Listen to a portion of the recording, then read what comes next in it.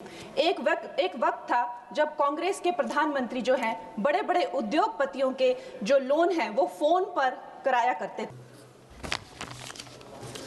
माननीय अध्यक्ष महोदया, मैं insolvency and bankruptcy code amendment bill 2026 का पूर्ण समर्थन करती हूं।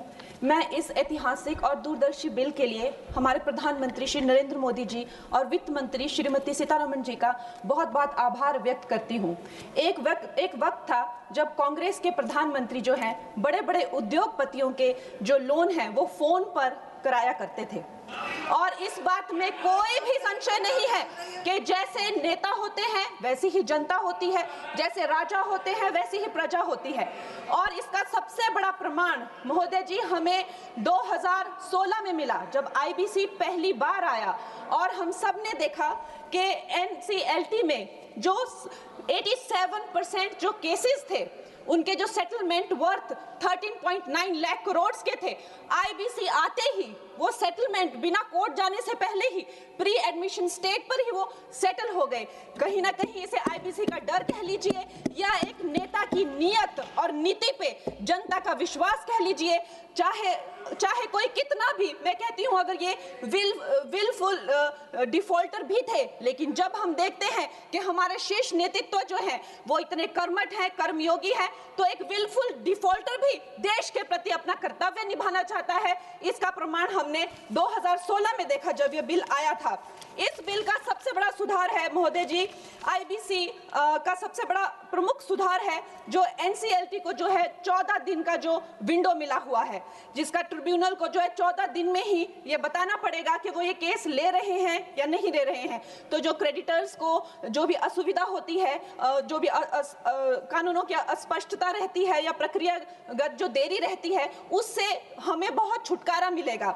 उसके बाद जो क्राउन डेट करके जो अंग्रेजों द्वारा चलाई गई ये जो कुनीति है, जिसके करके जो भारतीयों को लूटने का एक जो उनका जो काम था, कभी कांग्रेस ने नहीं सोचा कि हम भारतीयों को इससे मुक्ति दिलाएं।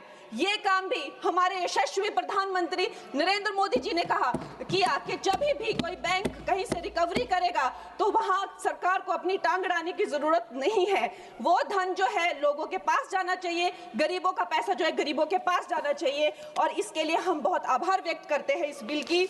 और प्रधानमंत्री जी महोदय जी, बैंक जो है किसी भी अर्थव्यवस्था का जो है वो आधार होते हैं। बैंकों की इतनी खस्ता हालत की हुई थी, 5% से लेकर 20% उनका सिर्फ मात्र रिकवरी रेट था। और ऐसे यहाँ के वित्त मंत्री थे कांग्रेस के जो कहते थे कि ये अनपढ़ गवार लोगों का देश है, ये क्या डिजिटल पेमेंट्स करेंगे। और हमारे प्रधानमंत्री जी ने जो भारतीयों का आत्मविश्वास तार तार कर दिया था, ये कांग्रेस के लोगों ने उन आत्मविश्वास को जगाया। 50 करोड़ से ज्यादा जन धन खाते खोले, जन जन को जो है बैंकों से कनेक्ट किया, और आज जो है बैंकों का जो है सशक्तिकरण जो है प्रधानमंत्री नरेंद्र मोदी जी ने किया है। एनपीए का जो रेट है, मतलब जो नॉन परफॉर्मिंग एसेट्स थे, कांग्रेस के टाइम पे 11.5% थे और अब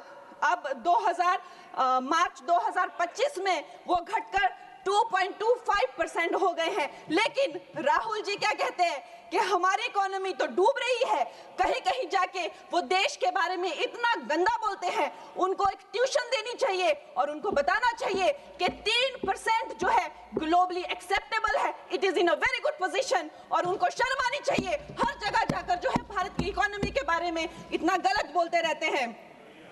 उसके साथ ही ये इसका सबसे बड़ा सुधार जो है वो है क्रॉस बॉर्डर इंसॉल्वेंसी के, मतलब जो हमारे जितने क्रेडिटर्स हैं अब वो बाहर के देशों में जाकर भी जो है अपनी रिकवरी कर सकते हैं, बाहर के देशों के एसेट से भी अपनी रिकवरी कर सकते हैं, वहां भी डिफॉल्टर्स पे केसेस कर सकते हैं और भारत में अपना लूटा हुआ या खोया हुआ धन जो है वो भारत में वापस ला सकते हैं।